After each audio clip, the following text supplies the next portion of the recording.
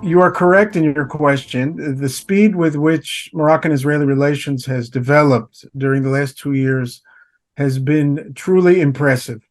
Of course, Morocco and Israel have a long history of intimate ties, particularly in the defense and security spheres, but these were mostly kept under the radar. The fact that official relations were closed down by Morocco in October 2000 did not mean that ties were broken.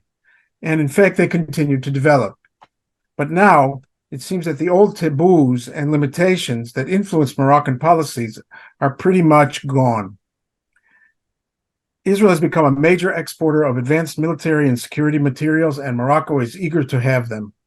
Cooperation in the civilian sphere on such matters as water, solar energy, and agricultural technology is expanding rapidly. Obviously, the two countries' elites recognize that there is much to be gained by deepening this cooperation. Academic and cultural exchanges are flourishing as well.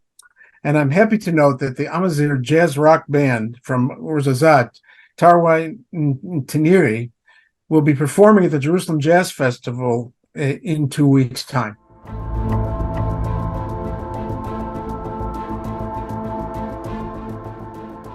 The forum was originally supposed to meet in March in Morocco at the ministerial level.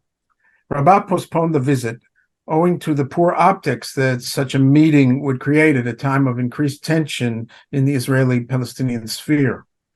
Morocco was also hoping to win further recognition of its sovereignty over the ex-Spanish Sahara, ideally by hosting the meeting in Dakhla or in Laayoune. I believe that the meeting of the forum will eventually take place somewhere in Morocco.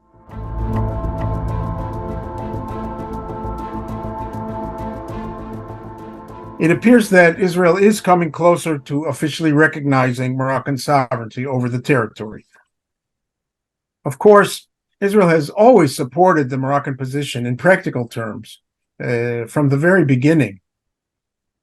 Up to now, it simply preferred not to take a public position that would be out of step with the UN Secretary General's efforts to mediate a solution to the issue. So, as far as whether or not Israel is going to recognize Moroccan sovereignty over the territory, it seems that the exact timing and sequence of events and the nature of the understandings that will accompany the recognition are still being discussed.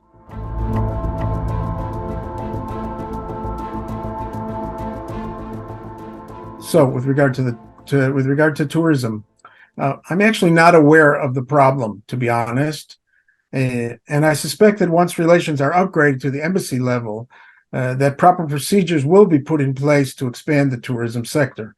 Israel welcomed nearly 2.7 million tourists in 2022, and the numbers in 2023 are likely to be over 3 million. Israelis, and not just those of Moroccan origin, are always excited to meet visitors from Morocco. But I'd introduce one word of caution here for prospective Moroccan tourists. Tourists to Israel are often surprised at how expensive things are here. And that's something that Israelis complain about all the time, and tourists are surprised to discover really how expensive things are here.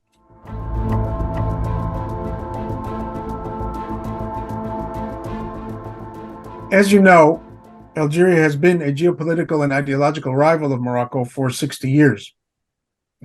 And it has always known that Israel has been supportive of Morocco in that rivalry, even going back to the 1963 War of the Sands.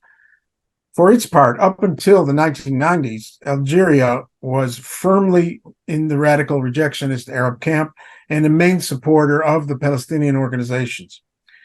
Algeria is certainly frustrated with Morocco's upper hand in the Sahara and keenly aware of the deepening military and security ties between Rabat and Jerusalem, which affect the overall balance of power in the region, and which force Algeria to try and improve its own military posture by strengthening ties with Russia and Iran. So there is, one could say, a renewed arms race in the region. The Algerian regime is also employing a well-known tactic to try and increase its legitimacy in the eyes of a frustrated and alienated public.